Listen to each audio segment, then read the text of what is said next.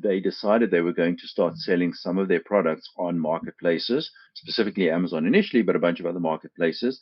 And they decided, we're going to be serious about this. This is going to be a really serious business unit. We are going to hire new people to run and grow that business unit, and we're going to hire a much higher level of expertise in our warehouse to help us figure out how to optimize the processes in the warehouse on the assumption that the volumes are going to grow.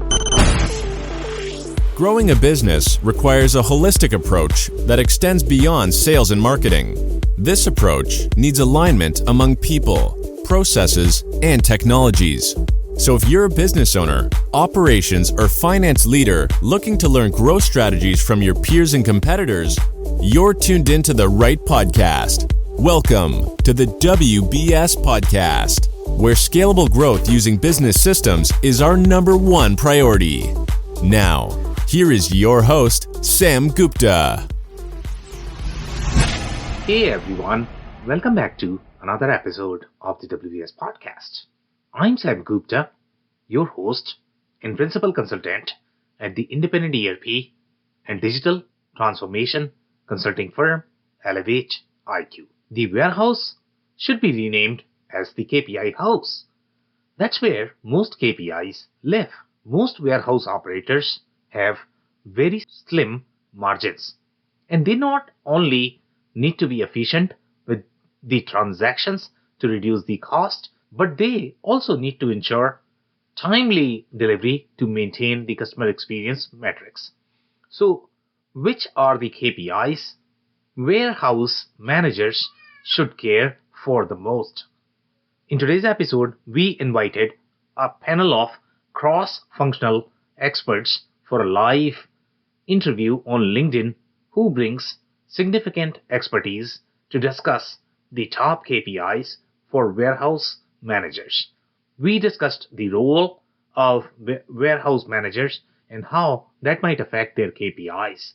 We also discussed the role of AI, introduction of robots, and the importance of user feedback to understand the critical KPIs for warehouse managers. With that, let's get to the conversation. Hello, everyone. Welcome to today's show. And if you're joining for the first time, this is part of our digital transformation series for which we meet every Thursday at 5:30 p.m. Eastern. We pick one topic related to digital transformation. And for this year, we have been covering a lot of topics related to KPIs. For today, we have a very interesting role. It's a warehouse manager. And if you are going to be a distributor, then obviously that's where the focus needs to be. So we are going to have a lot of fun discussing that. Before we do that, we are going to start with everybody's intros. I am going to start with my quick intro. If you don't know me, Sam Gupta, principal at ElevateIQ. ElevateIQ is the independent ERP and digital transformation consulting firm. On that note, I am going to move Chris for his intro. Thanks, Sam. Chris Giardini, president and owner of Turnkey Technologies. We're a Microsoft Dynamics implementation partner for about 30 years. Glad to be here. Thank you so much for being here, Chris. Kevin, can I ask you to introduce yourself next? Yes, Kevin Lawton of The New Warehouse, which is primarily a media podcast company focused on all things warehousing. And we also do some e-commerce fulfillment out of a micro-fulfillment center in Philadelphia, Pennsylvania as well. That's about it. Okay, amazing. Thank you so much for being here, Kevin. Sharon, can I ask you to introduce yourself next? Thank you, Sam. My name is Sharon Custer. I'm an inventory optimization consultant. I help e-commerce to steer cash flow and profit. Okay, amazing. Thank you so much for being here, Sharon. And if you're in the audience and joining for the first time, make sure you guys post your questions and comments. We typically try to cover them during the show. If we run out of time, then we will make sure that you receive your answers. On that note, Chris, we'll start with the first one, I guess. We need to set the stage in terms of warehouse managers. One of the problems that I personally encounter always when I look at any sort of roles, when we go to industry, okay, the warehouse for a manufacturer could be very different than for a retailer than distributor, right? And the roles varies a lot as well. The same thing goes when you increase the volume. If you have a 3PL, then they are going to have a very different role just because they go through a very different process overall. So maybe set the stage a little bit of, what is the warehouse role and how do we draw the boundary, and then maybe talk about some of the KPIs that are really going to be important for them. Chris, over to you. Sure. Thanks, Sam. So yeah, warehouse management and a lot of emphasis areas. Who's the constituent that you're most worried about being upset, right? Is it the customer? Is it the CFO? Is it the guy that's trying to organize the warehouse? But different variety of metrics. Again, those that impact customer service, those that impact financials. If you think about just some of the ones that give me anxiety, it's accuracy. So why is that important? Well, we start there. So we have to have accurate information. So, you people, my inventory's off. Well, what does that mean? Well, if I get an order, I got to go see if I got any. And it's not funny because this run and, hey, do we have any of this? Every time somebody checks because you don't have confidence. So accuracy, and that's the worst example where you have zero confidence, which is almost like you don't have an inventory system at all. But you check every time you get an order. Okay. So again, then you go back to the other things, back order rate. And now let's assume we have some accuracy. Now we're checking, well, how accurate are we? Am I 99% accurate? So then we're looking at picking accuracy, meaning the guy goes there, it says to go to A13, that's aisle bin section. It's not there. Okay, that's a location accuracy problem. We're tracking that. And then, it says get 5, there's only 3. That's another problem. Then it says get this serial number. Well, that serial number is not there, but there's a different one there. Okay, so there's 3 examples of an accuracy within a real specific location. So other things related to accuracy, shrinkage. It's like, what's that mean? Well, balance sheet says one thing and what's in the building are something different. Boy, that's a painful reconciliation because when you take stuff off your balance sheet like that, it hits expense. There's no other offset to clearing that, but you're debiting something. So again, inventory shrinkage and what causes shrinkage? Okay, you're not tracking loss, you're not tracking returns, you're not tracking damaged goods. So again, these are other examples where I would say these KPIs will tell you, what do I need to do? What do I need to do to fix this?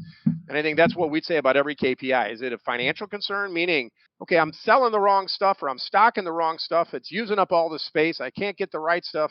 That's a set of KPIs drives that behavior to try to, how do I fix that over time? The accuracy, right? Do we count? Do we record? Do we update? Incrementally, do we get to a point where, okay, we're doing pretty good. That problem is going away. And again, back orders, fill rates. So now you start, what do you do? Go look at replenishment settings. Well, how am I reordering? How often do I reorder? So again, each of those KPIs should drive some other investigative adjustment. And what do? You adjust. And, okay, well, that's better. And maybe you're not using a vendor's economic order quantity, or again, maybe you don't have that set up in your ERP sample. There's lots of reasons that you could have, but those are a few good examples. And again, I like to hit on accuracy as it really is pivotal. Trust in your inventory, right? We save a lot of labor. If it's right, we save so much time. We buy the right things. We buy them at the right time. We buy the right quantity. When the customer orders it and I tell him he can have it in 3 weeks, he's going to get it because, right? Everything, accuracy. Yeah, so some very interesting insights here, and I'm pretty sure we are going to have some differences in the forum overall. Kevin is going to test our knowledge because obviously he's the real warehouse manager. He has been living that life for a long time. Okay, but I mean, some of the KPIs that you have mentioned, I don't know if they are going to fall really in the sort of the warehouse purview, to be honest. Okay, some of them, sometimes it could be all over the place, right? Because when you look at the reorder quantity, and I don't know how companies do it, if that is going to be really the responsibility of the warehouse manager, and sometimes that could be the inventory manager, the materials manager that you might have. Maybe Kevin can tell us more about. You're right. As you segment roles, I can't tell you that, but even in the warehousing, maybe he's more worried about picking velocity. But again, if I'm the warehouse guy, I'm worried about accuracy because somebody else is making my life miserable. So that's where it does become my problem, right? So if you're telling me it's somebody in the back office that's managing accuracy, I own it. If I'm the warehouse manager, I better own accuracy in terms of my people better be counting. They better, like I said, I think that's where control accuracy is, right there in the warehouse. It's not the guy on the procurement side. He just tells me to buy 10, I bought 10. He's not really helping anywhere else. Yeah, could not agree more. Thank you so much, Chris, for that. So Kevin, when we look at the real warehouse, okay, it's a lot more. I mean, this is sort of the ERP guys version of the warehouse, which is very limited. When you get into the depth of warehouse, it's a lot. You can do a lot. So yeah, over to you. Yeah, sure, definitely. And I think what Chris was saying about accuracy, it is definitely something that's always top of mind at the warehouse manager, especially that inventory accuracy, which, rightfully so. And Chris was kind of mentioning in there too as well that, inventory accuracy ends up almost being the operational backbone of the warehouse. In my opinion, I think, you like Chris is saying, you go, something's not there. and now it's causing all this extra time. It's reducing your throughput, and it's slowing people down. It's frustrating employees. It's frustrating other people. And like Chris said as well, you start to lose trust from other people within the organization. Customer service is not believing you that you're saying that you have the inventory. They're asking you to double check, even though there hasn't been an issue yet, but all your previous issues are kind of piling up and helping you that trust. But I think first and foremost is a major KPI from a warehouse perspective. You have to look at the physical aspects as well of the warehouse. And number one, of course, for me has always been safety in that regard within the warehouse. I think, the first thing you do in the morning is you want to make sure that everybody is safe. And when they leave the same day, you want to make sure they leave the same way they came in, right? So measuring that safety, and actually making it a measurement and understanding, not only major incidents, recordable incidents, but also looking at near misses as well, and understanding somebody didn't get hurt, but there was some type of accident, something happened. In my last role, where our safety culture, our safety aspect was top notch. We're very focused on everything. If a box fell off a pallet while the forklift was in motion, that was a near miss, right? Because if somebody was standing there, that box hit them, that's potentially recordable, right? So from that perspective, you want to look at the well-being of those employees and make sure that they're being safe in their operation. And if they're not, help them to understand why, right? And I think the underlying thing, all these KPIs is, and Chris kind of touched on this too, as well, as they need to be actionable, right? There needs to be something happen from them. So, even with the safety itself, like if there's a near miss, we're recording it, but we have to understand, like, why is that occurring? We have to root cause that and really understand how are we going to correct that and how are we going to move forward. And I think, shortly after safety is the inventory accuracy we touched on already.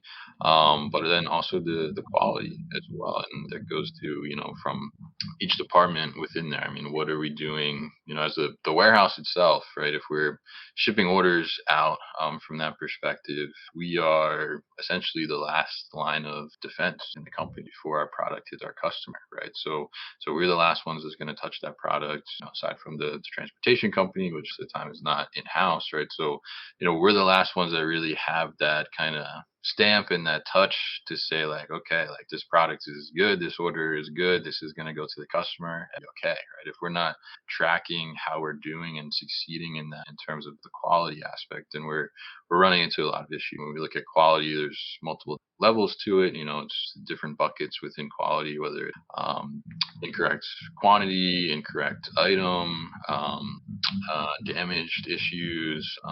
If we're shipping from a manufacturing site as well, looking at, is there issues with the builds and what we were doing. So there's all different layers of complexity on that, and you need to be able to understand that overall quality, but then be able to break it down into those individual things. And I think one more, I guess this would be my third. I kind of doubled up on inventory with Chris there. But the third one I think is an interesting one, especially now in the past couple of years.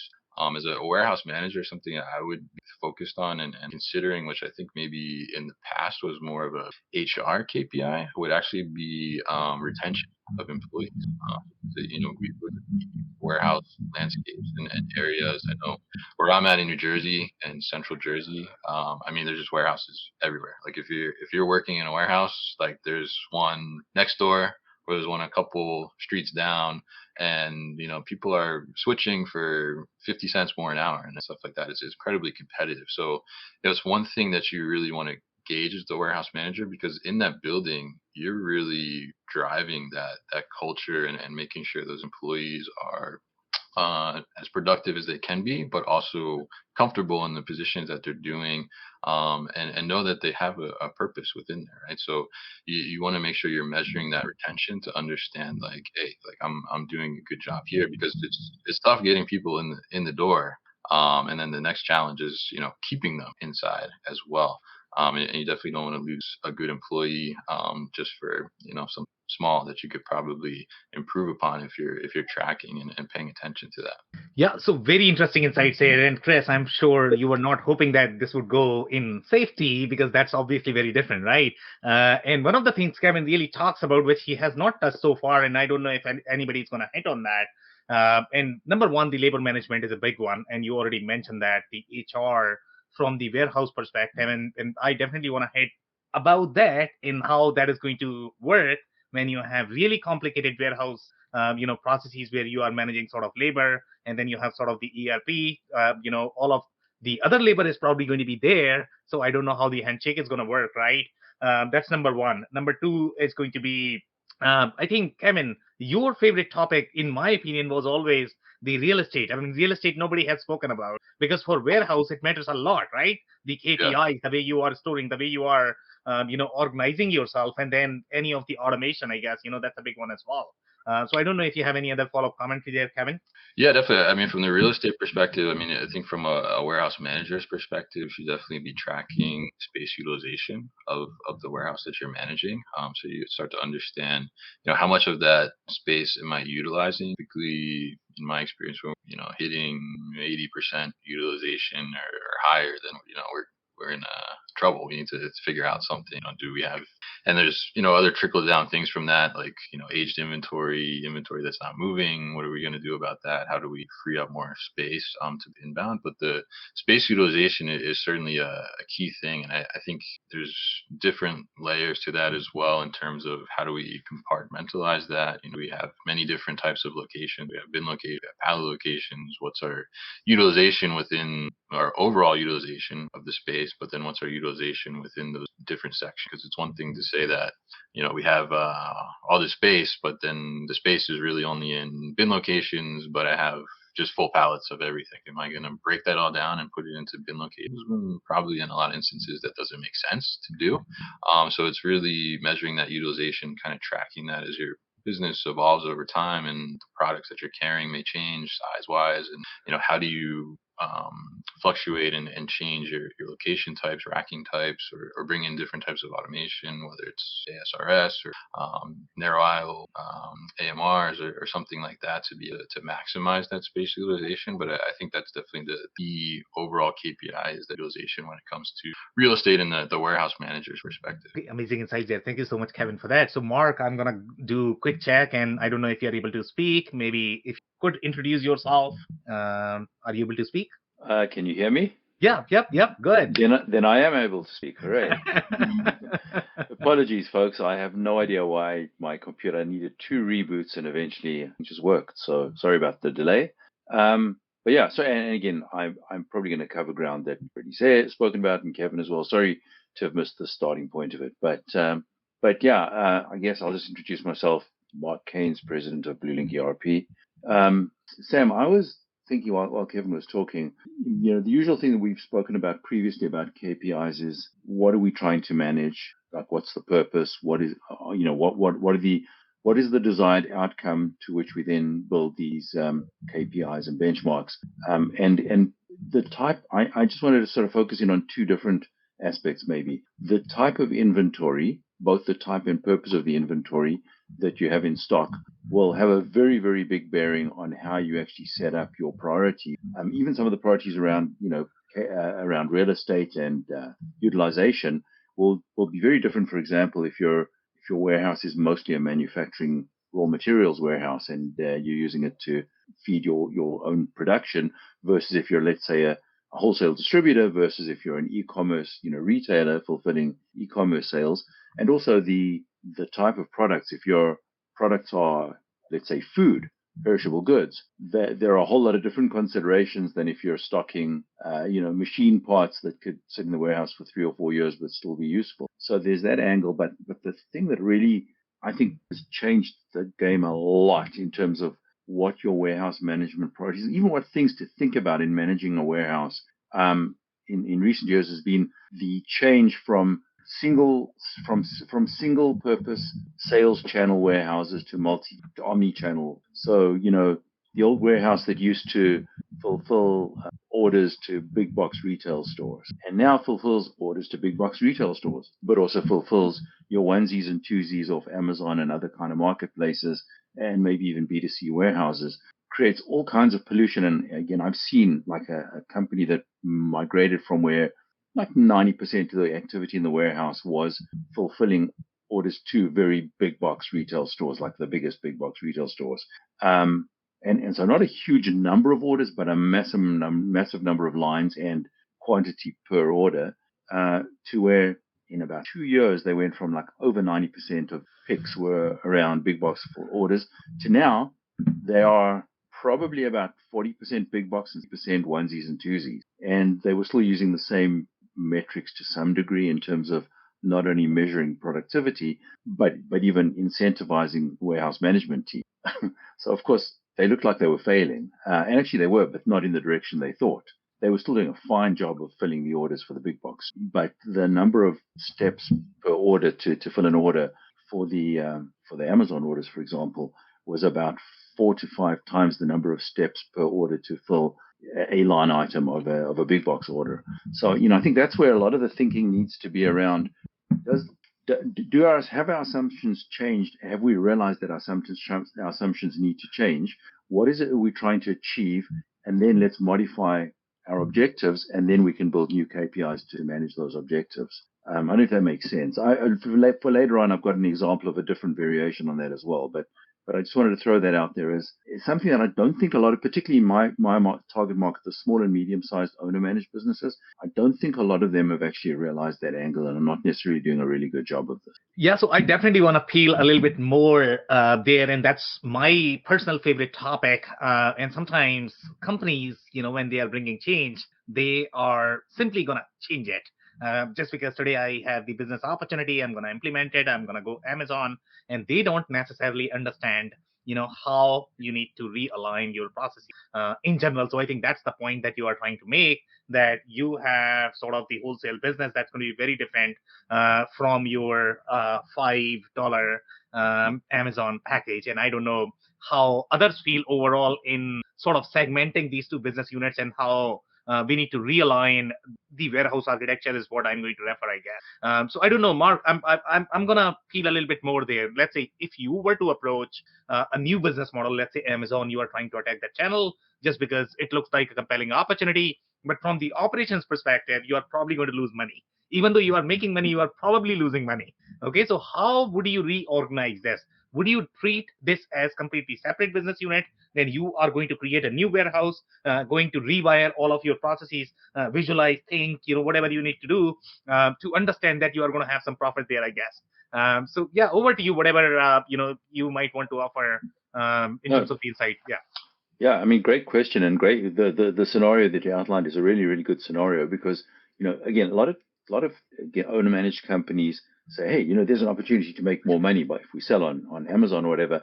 And as you say, first of all, they haven't figured out that they're actually going to be losing money net on the bottom line. But the other thing is they're like, well, let's try it and see. And if it becomes successful, then we'll, hire an expert, whatever. And like in so many business endeavors, if you're going to try and test the water and get your feet a little wet and see how it goes, most of the time it just doesn't. So, you need to take it seriously. Like a really good example of a good model of this was a customer that we've had for about 10 years, I guess. But one of the reasons they switched to a more robust ERP system was because they were traditional, purely selling to like the Toys R Us's of the world, etc. And they decided they were going to start selling some of their products on marketplaces, specifically Amazon initially, but a bunch of other marketplaces. And they decided, we're going to be serious about this. This is going to be a really serious business unit. We are going to hire new people to run and grow that business unit. And we're going to hire a much higher level of expertise in our warehouse to help us figure out how to optimize the processes in the warehouse on the assumption that the volumes are going to grow, so that when they do grow, we're actually efficient and we're making money at the bottom line. And yeah, in their case, there's obviously a balancing act in terms of keeping enough merchandise to fulfill both sides of the business and being reasonably flexible in transferring between them, but effectively dividing, in this case, 120,000, maybe 150,000 square foot warehouse into two separate logical warehouses. I mean, physically, there wasn't a wall between them, but physical areas. So, you've got your Amazon pick area and your big box store pick area. And yes, you can move product between them and do the proper load balancing. But now the people who are picking the orders for Amazon, completely different training, completely different path, completely different metrics. And in the beginning, when they first started doing that, they had people in the fast pick warehouse. They call it the fast pick warehouse, that were probably really working 4-hour days and spending the rest of the time playing games on their phones or whatever. But the point is, when the volume suddenly ramped up, they were able to react immediately. Fulfillment was great. Everything's good. So I mean, this company now is doing such good business off of various marketplaces, a whole bunch of them, and their metrics are, I mean, they're just ridiculously good. So that's that's taking it seriously and treating it as a serious business model. But I mean, I think in general that's been the exception to the rule. Great insights there. Thank you so much, Mark, for that. So, Sharon, I'm coming over to you, and I'm probably not going to have any pointed question because you probably already have so much to share. So, if you want to go ahead and share, and then I'll ask some questions. All right, thank you, Sam. From financial analyst point of view, we want is actual or accurate cost of goods sold and inventory value, but it's on paper. So when you're dealing with warehouse, you need that accuracy. So from financial analysis point of view is that the accuracy of the inventory, the packing, shipping, the order accuracy, and also the efficiency, time efficiency. Like Chris said, you cannot find the stuff, it's not accurate, it's wasting time. So those are the things that when those information is not coming to the desk, people like me, we don't know, right? So it has to be realistic. It has to be, like work with people like Kevin, like, hey, can you tell me if it's accurate? Can you tell me how many, obsolete item is on the shelf? We care about how long the stuff is sitting on the shelf, the real estate of the warehouse space. And in addition, it's like there's a paperwork saying how many hours is Kevin spent on this unit or stuff and things like that. So what I'm going to say is that from a data point of view, that we want the accuracy of the count, item, the order, and the efficiency. And it boils down as that: do you have a good workflow? Do you have a good standard operating procedure? Right? And also people like us make sure that we don't poke the numbers, say, you must do it like in 5 minutes. Come on, there's the people on the floor is doing the hard work. Be realistic. Am I right, Kevin? Yeah, could not agree more. I think great insights there, and you are absolutely right. Kevin, do you have a comment? You're moving a little bit, I guess. I don't know. Just agreeing with Sharon there. I think that was okay. Good. Amazing. Thank you so much. Okay, Sharon. So I'm gonna offer some stories from my perspective. You are absolutely right. Okay, so a lot of businesses, obviously, they are going to be making decisions in the office, but at the end of the day, you have floor that is really executing for you. Whatever they are going to do is going to decide what you are going to get. Okay, it doesn't matter what you are doing in the office. Okay, now one of the favorite scenario for me always, and that is going to go back to Mark when he had mentioned, I'm going to create these logical warehouse. Okay, I'm going to have these boundaries in the warehouse, and my people are going to go and they are just to move the inventory wherever they like, right? And then you are going to have a lot of problem because you are going to have an inventory called location zero or lost inventory, and then you are going to find that, and then you are going to create another location. Okay, and then location after location after location. It's crazy nightmare what happens on the floor. So I don't know, Sharon, in your experience, whatever you have seen when you are talking about this disconnect between your system office as well as what happens actually in the warehouse, and how do you sort of control this? I think go down working reasonable or realistic work. Like, for example, like say if you're dealing with food, there's expiration, and then you gotta know which lot number you're using or selling today. That's a lot of work to track that thing. So you have to find a way that is easy, accurate, in like a timely manner to manage that issue. Scanner or things like use technology to help you to achieve that. You cannot expect a person manually manage everything that we require. It's almost impossible. Yeah, great insights. Thank you so much, Sharon, for that. So, Chris, I'm coming over to you. And lot numbers and serial numbers, right? It's always very, very, very She's right. interesting. It's an interesting comment, Kevin. I'll come to your comments in a minute. But seriously, paper versus handheld. And I mean, it really comes back to the ease with which you capture data. And if you are able to capture the data that you need to do the analysis, and I think that to that point, in serials and lots, and they get easier if you've got an elegant system that helps you manage that process keyword. So even in my world, the most advanced product I sell in that F&O, it elegantly moves transactions to people. Move this here, you do that here. It just shows up, they go do. So we've got a client, 1.5 million square feet, and they did. They went from, they're doing the big boxes, but they're doing all direct, and their shoes. And in 1.5 million square feet of shoes, the only analytic we created looks at picking performance by the worker. So they're really managing how effectively these people are grabbing. I mean, they get 10,000 pairs a day. You better pick, right, Sharon? Hey, I got 10,000. I'm at 99.99.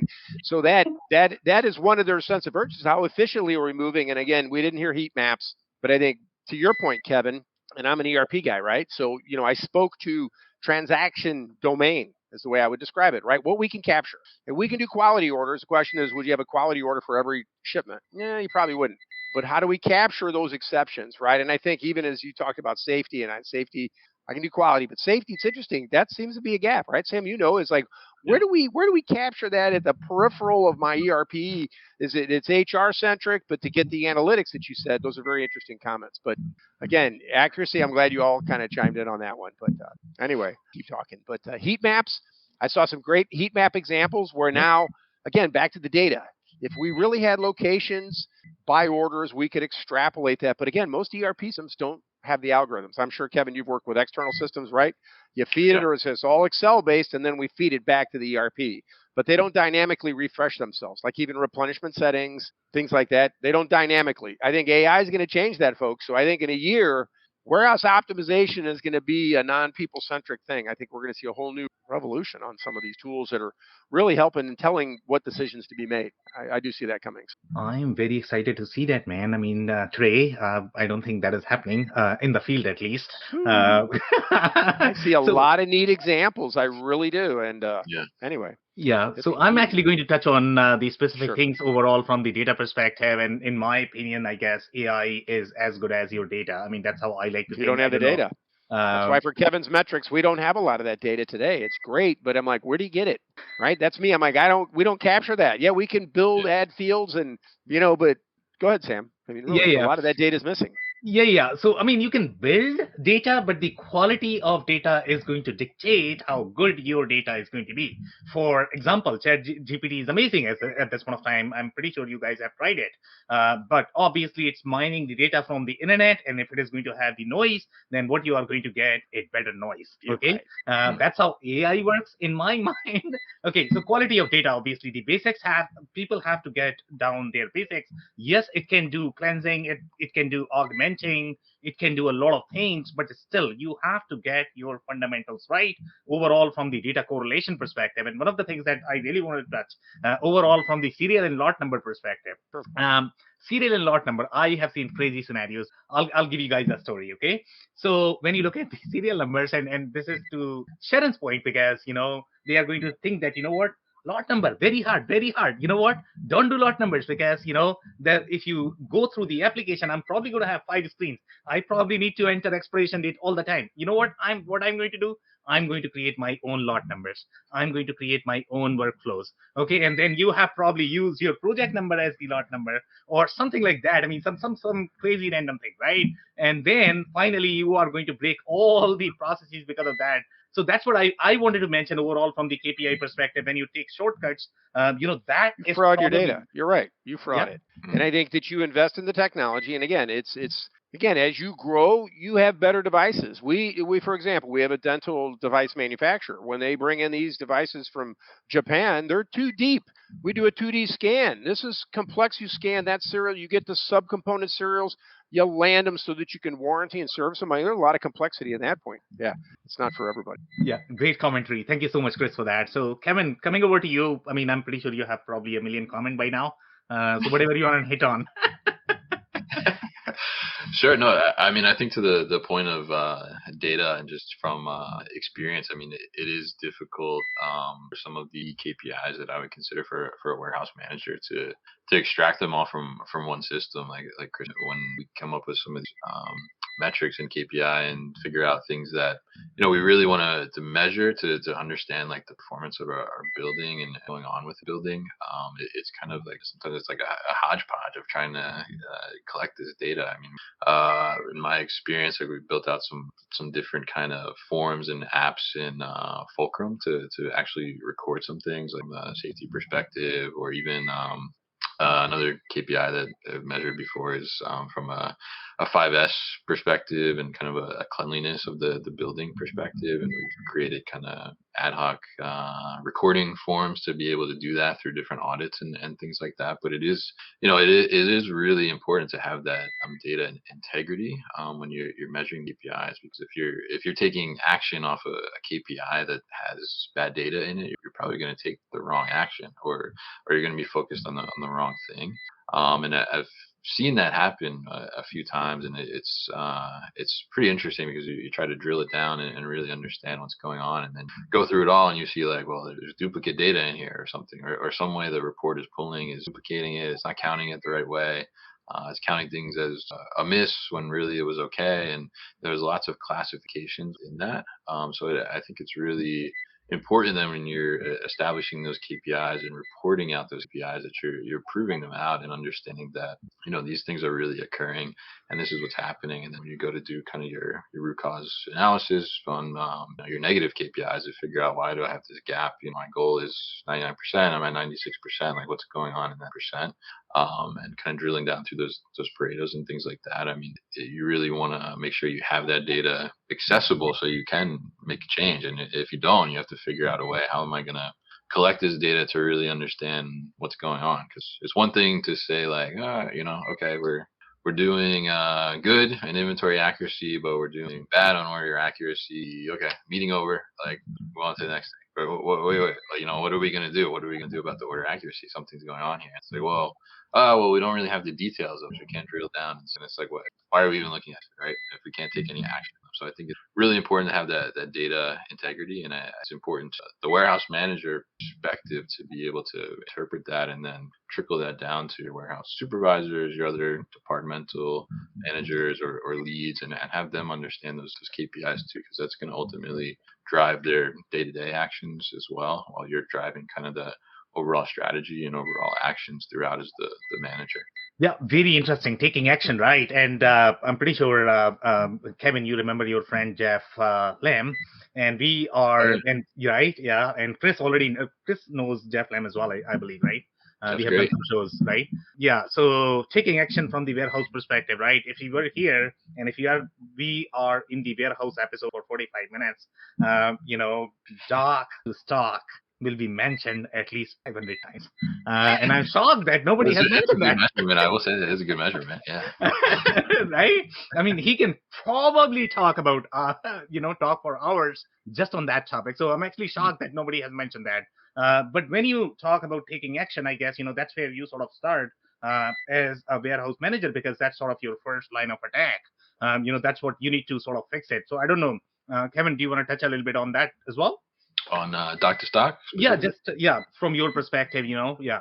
Yeah, I mean, I think that falls kind of like within those kind of productivity measurements. So when, the dock to stock is going to be kind of on your receiving put away team would be a metric for them individually. The same regard, picking time is going to fall within those different categories. But the dock to stock, and I know why Jeff focuses on that a lot, because it's a huge thing. I mean, if inventory is coming inbound and it's sitting on the dock, not a pickable location, and it's not doing anything, right? It's not driving any revenue. It's not, keeping work going. It's not, it's slowing down the workflow. So, measuring that and understanding, baseline, like I think Sharon was kind of touching on earlier, like, seeing like, okay, like, one order should take 5 minutes or something like that. So understanding is that labor level, and where should my dock to stock be, and measuring, that against the goal, and, are we within the goal? Are we under the goal? Are we not hitting the goal at all? We're way off. Our dock to stock, it's taking us, 3 days to get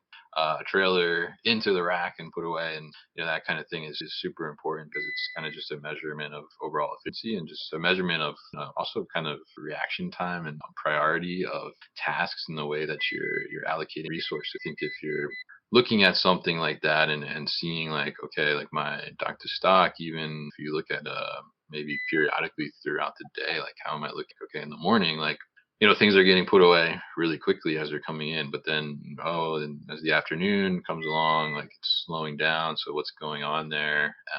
Maybe it's because, say, we take a couple of people from the dock and towards the end of the day, because we have a shipping cutoff, we're throwing them at picking so we can get all the orders done, right? Well, then you have a capacity issue essentially because you don't have enough people or enough resources to be able to get that job done, right? So is it, then you can kind of drill down into that dock to stock and start to understand, is this a I need more people issue, or is this a process issue? Are there steps in the process that I can take out of here to make it faster? Like, what's the issue here? And I think really, sometimes you have situations where it's set up where you receive it on the dock and then it's another transaction, the put away, or you can do that direct receipt as you're putting away, which would be like a true kind of dock to stock. But yeah, I mean, I think it's super important because it's the beginning of the entire process, essentially, in the warehouse. Yeah, amazing insights there. Thank you so much, Kevin, for that. So, Mark, I don't know if you want to cover your second story. I think you had the second story that you want to do hit on. So, yeah, you can go ahead and share that, I guess. Sure. Well, just before then, I just want to sort of circle back a little bit to what Chris and Sharon and to some degree Kevin were talking about in terms of data. And I just want to sort of emphasize the point that you were making, Sam, about the quality of the data is well, first of all, you have to have the data, but secondly, the quality of the data makes a huge difference. It made me think of something I read, which is not really relevant to this conversation, but you might enjoy it, about artificial intelligence. I guess it's relevant because AI is really based on machine learning, right? And the machine's going to learn based on the data that is available for you to learn. So if the data is complete but inaccurate or misleading, then your artificial intelligence is going to not necessarily give you the answer that you want. However, it may give you the answer that makes it more human-like than anything else, because artificial intelligence, as we know it now, will never be fully human-like for the simple reason that a rational artificial intelligence algorithm would never decide that it makes sense to support a team like the Toronto Maple Leafs. So, take that for as you will. For those of us who live in Toronto, we understand the pain of supporting the Leafs. So, I thought that was quite a good way of analogizing, the data side of it. If your data was flawed, then the AI might very possibly come up and decide to support the Leafs. But I think that you see a lot of problems with the people, a lot of analysts who particularly in large organizations, who set up and measure and monitor KPIs, not just in the warehouse, but in any kind of situation. If they're very, very focused on the quantitative side of data collection and data mining, and they tend to sometimes ignore the qualitative side. So you're just taking numbers and you're comparing things. So yeah, the example that I wanted to give you ties into that. So zone picking in a warehouse can be literally can be the lifeblood of a profitable warehouse if it's set up and measured correctly, depending on the kind of business, obviously in the merchandise, etc. All the things we know, there are pros and cons. But one situation, so this is a situation when a long time ago when I was a consultant and when technology wasn't as advanced as it is now, but measuring picking productivity and accuracy in a multi-zone warehouse. And in one of the zones, the metrics were consistently off. And they tried moving staff around, like switching staff between zones. They tried to physically go over and monitor and view and surreptitious spy, if you like, on zone 4, which was the offending zone. I mean, I don't remember the name of the zone, but let's call it that. And they could never get to the bottom of why the stats were so markedly off. And the one thing that nobody thought of doing until we came in as a consulting team, nobody thought of doing was just asking the people who were working on the floor, what's going on? Yeah. And once they started asking them what's going on, it turned out that a lot of and these were like really old, those old ruggedized barcode scanners, a lot of those old ruggedized barcode scanners weren't in their zone, weren't working particularly well, and they were taking like a long time to get accurate scans of both the warehouse location and the product. And simply by replacing those scanners, I mean, this is a big warehouse. They were like probably, I don't know how many, 20, 30 scanners in that zone. and about 12 of them were malfunctioning. Simply by replacing those scanners, the stats started coming a little bit more into line. Now, did it solve the whole discrepancy? As far as I recall, I don't think it did, but it was a partial explanation. But the real takeaway there was sometimes you have to not just look at the numbers, but actually look at the people and talk to the people where there are people involved, for as long as we still have people involved. But, Sam, the other thing that you mentioned about location zero and all these band-aid solutions and workarounds, I mean, I think those problems get magnified the smaller the warehouse is, actually. It becomes an even bigger problem. It's kind of like, and there's a whole different philosophical discussion, but it's kind of like the negative inventory, argument that we had a while ago. We'll just let the inventory go negative and we'll fix it up later. Yeah, well, you might as well just substitute the word never for later. But I think these band-aid solutions are often like, I mean, a band-aid solution should be banned because it aids no one. That's where the word band-aid should come from. But yeah, so I just wanted to amplify what you said on that before. I totally agree with that. Yeah, could not agree more. And great story. By the way, don't talk to people. They'll figure it out. You should never talk to people. And by the way, even people are replaced, right? I mean, we probably need to talk to robots as well, because until you know what they are doing, it may be harder to debug where the problems might be. So even if they are completely replaced, you might still have to be connected to the ground. So I don't know. The follow-up question I'm going to have, Mark, for you is overall in terms of the reorganization of the warehouse. So you did mention that you had this problem. One zone was giving the problem, and in this particular case, really the pellets were a problem. So I don't know. I mean, so in your experience, let's say if you are really talking to people, is that going to be enough, or should you be thinking about reorganizing the warehouse as well? And I don't know if that is going to fix anything until you talk to people. I don't know if I'm making sense here with my question, Mark. Yeah, no, you're absolutely making sense. I think, again, like so many things in business, you have to first of all, you have to be sensible. Okay. Yeah. It doesn't mean that you have to go through a checklist and as if you yourself are a robot. You have to be sensible. Hopefully you have some knowledge. But you also have to I think you need to take a holistic approach to any kind of scenario where you're trying to either measure things or understand problems or diagnose them or improve them. You have to take a holistic approach. You can't just dive in on the one thing and ignore all the other environmental areas. So I think that's the real takeaway there is, if there's a situation that has, let's say it has people and it has shelving and it has different devices and it has vehicles and it has, whatever moving parts, if you at least are aware of or cognizant of or even itemize all the moving parts and then start trying to understand which of them you may want to dig into in a little bit more detail. I mean, it's really just a derivative of what Kevin and Chris both said earlier on about, diving into what's behind the details or what's behind the numbers. It's understanding that there is a whole ecosystem. So if it's a warehouse, there's a whole ecosystem around the warehouse, and a lot of the things that affect the warehouse don't actually happen in the warehouse. Some of the things that may impact your warehouse are being done by salespeople on the front lines, right? Or purchasing people sitting in the office. So the whole system is holistic, and you have to at least be cognizant of it and aware of it. And if people work too much in silos of specialization, and they're given the responsibility of managing, diagnosing, setting standards, or holding other people or departments to standards, you're setting yourself up for failure. You're setting yourself up for people checking boxes because that's their job, as opposed to because it actually moves the organization ahead. Okay, amazing insights there. Thank you so much, Mark, for that. So Sharon, this time, I'll give you a question so you can cover that, or you can cover any other comments if you like. So in this particular case, when you look at the inbound freight, outbound freight, sometimes when the organization is they are going to mix all of these processes, but sometimes, warehouse managers, they like to separate them just because they have very different workflows, the way they are designed, the way things move from the inbound perspective versus the outbound perspective. Also, obviously, depending upon the industry as well. So in your experience, would you combine these two operations? Would you separate them? Would you segment them? How would you sort of structure? So you can cover this or any other comments that you want to hit on from the show.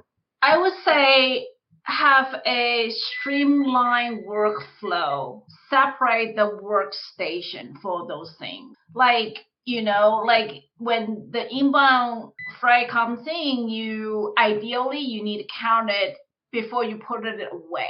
correct me I'm wrong, Kevin, so that you know that your items is actually received well, received correctly, right? You need a quality check and a quantity check. Going out is the same way. So if everything is lumped all together, you don't know what. Not only inbound, outbound, but also return. So you have a specific way to do things that is really clear within your organization warehouse. Another thing is not we're saying is another topic is like when you are a warehouse in the warehouse business or logistics warehouse. Think about what kind of clients you are, right? Like if there's specialty or if there's special equipment or special training for the people that needed, for example, chemical is hazardous, do you need a special training for handling those stuff? Do you need a special line for handling those stuff, a special shelf or temperature, things like that? Yeah, so very interesting insights there, and I'm glad that you actually brought up the return, issue here, because that could be a major issue for the warehouse managers as well, to be honest. And sometimes when I talk to people, and they all have inventory issues, some sort of inventory or the warehouse issues. And one of the things that people don't understand is even if you are going to be just one off with the inventory, your inventory is probably going to be off because it's counting, it's plain counting. Okay, so now when you are structuring your return, sometimes people say that, return, I don't need to worry about it. Or, I will be taking that in my warehouse, or I can take it to the store. So now going back to what Mark was mentioning overall in changing your business model, changing, incorporating new processes, now return could be very different. Sometimes that could come through your vendors. So it could be all over the place, and that could actually impact your inventory. And that is probably going to impact the warehouse KPIs as well. Right? So in your experience, how would you sort of recommend structuring the return processes as well as what is going to be their impact on the KPIs for warehouse managers? Sharon, follow-up commentary from you. Sorry, apologize the beat. That's completely okay. Go on. I mean, it's not as major. Go ahead. All right. So, first of all, you need to have a station just for specific things that you need to do. For example, the return, right? You have to have a specific station and the person handle that return. And the second thing is that you need to have a procedure. How do you recognize that return comes into your warehouse? It's all about the workflow. Once you decide your workflow, then you have the tools or, the people to do that for you. So separate them. That's the main important things. Yeah, amazing insights there. So, Chris, coming over to you, and when she's talking about workflow, it's always going to be documented. Everything is so perfect. Everybody knows what they are doing. We are not going to have any problems. Chris, closing advice. What I'm just thinking about, even some of the efficiencies we didn't talk about, is just on the labeling and shipping interaction, receiving interaction. As you talk about returns management, you're right. There's a huge process of receiving, and we didn't talk about receiving efficiencies, whether it's POs and PO put away and receiving accuracy, but even in RMAs and then dispositioning and return to stock and return to vendor and scrap, and there's a lot of activities. And I think as you look at the organization, to Sharon's point, returns could be, if it's 5% and you're operating at 7% profit, hey, we better pay attention to that 5% returns and make sure we get that money back, because that's a big, and you're like, is it the warehouse guys? Well, it's back to workflow. It's back to having systems that have really good processes where you don't lose an activity, right? You don't lose it. And I think I'm still back to data and accuracy. And you're right. Workflow processes you're going to sink or swim if you try to scale. So we've got most of the clients, you can't scale. That's it. You can't scale. You can do a little, but volume will. That's what we're going to see on all this. And I think my general comment, or closing comments, whatever, is, hey, check your data, check your KPIs, make sure they're accurate, check the math, do it manually, and say, all right, that's good. That's a good number. All right. Like I said, trust. Kevin will say, yep, trust is important. Again, because the business can grow much better if you trust your data and it's accurate and it's verified accurate. Like I said. Could not agree more. Thank you so much, Chris, for that. Go ahead, Kevin. Closing advice. Oh, speed of trust is a good trust. Yeah. Actually, I mean, just quick on the returns. I mean, I think from a warehouse perspective, returns department is probably like the ugliest department there is in the warehouse, right? We always want to stick it in the back corner and things like that. But more and more, I mean, it's becoming so important to measure the. I've managed returns department in my career as well, and the one thing that's really important there is ensuring that you're processing returns quickly because you have inventory sitting there potentially. Sometimes, I mean, not all the inventory is good to put back into inventory, but you do have stuff sitting there that could potentially fulfill orders or be tied to back orders in some way. So it's really important to make sure you're measuring that in an effective way as well. But closing comments, I think Chris has the great closing comment. Make sure that data is accurate. Make sure that it's good. Check it, like he said, and make sure it's good. But ultimately, when you're looking at your KPIs, you want to be able to take action. I think that's the most important thing. Like, why are we looking at these numbers if we're not going to take action on them? And if they're not actionable in some way, or if you're the warehouse manager and thinking like, why am I looking at KPI? I can't do anything about this. And I've been responsible for some of those in the past, and I've raised that question of, if I'm out of stock on something, why does that impact the warehouse fill rate? We don't even have the products to fill the orders. I mean, but anyway, that's a tangent. But yeah, I mean, I think as long as those KPIs for that role and that department are actionable, we want to take that action to just continuously improve from them. Yeah, take action. Thank you so much, Kevin, for that. Mark, closing advice. Yeah, I'll just actually amplify what Kevin said about actionable KPIs, and maybe say when you're trying to figure out what you should be measuring and coming up with your KPIs, try and avoid resist the urge to come up with KPIs that are always going to make you feel good. It's the ones that make you feel uncomfortable that'll actually help you with your business. Yeah, could not agree more. Thank you, Mark, for that. Sharon, closing advice, please.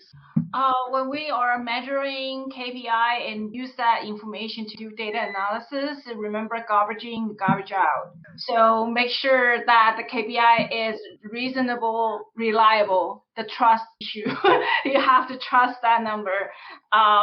And communication, because you're not drilling that number like 10 or 9 or whatever, but you have to have a clear communication with the warehouse to make sure that it's a reasonable, accurate data analysis. Yeah, could not agree more. Thank you so much, Sharon, for that. So that's it for today. If you joined for the first time, this was part of our digital transformation series, for which we meet every Thursday at 5:30 p.m. Eastern. So make sure you guys are going to be here next week. We are going to come back with another topic. On that note, thanks everyone for tuning in tonight. We'll see you again.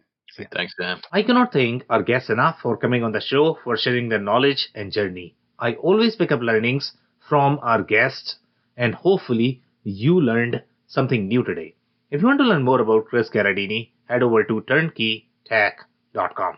It's turnkeytec.com.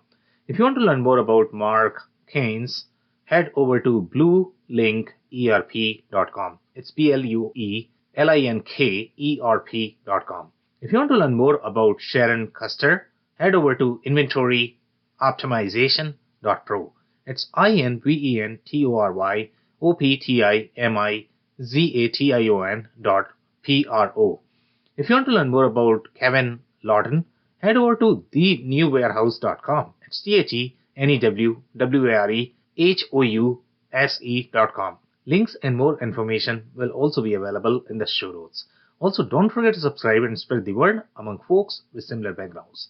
If you have any questions or comments about the show, please review and rate us on your favorite podcasting platform, or DM me on any social channels. I'll try my best to respond personally and make sure you get help. Thank you, and I hope to get you on the next episode of the WBS Podcast. Thank you for listening to another episode of the WBS Podcast. Be sure to subscribe on your favorite podcasting platform so you never miss an episode. For more information on growth strategies for SMBs using ERP and digital transformation, check out our community at WBS.rocks. We'll see you next time.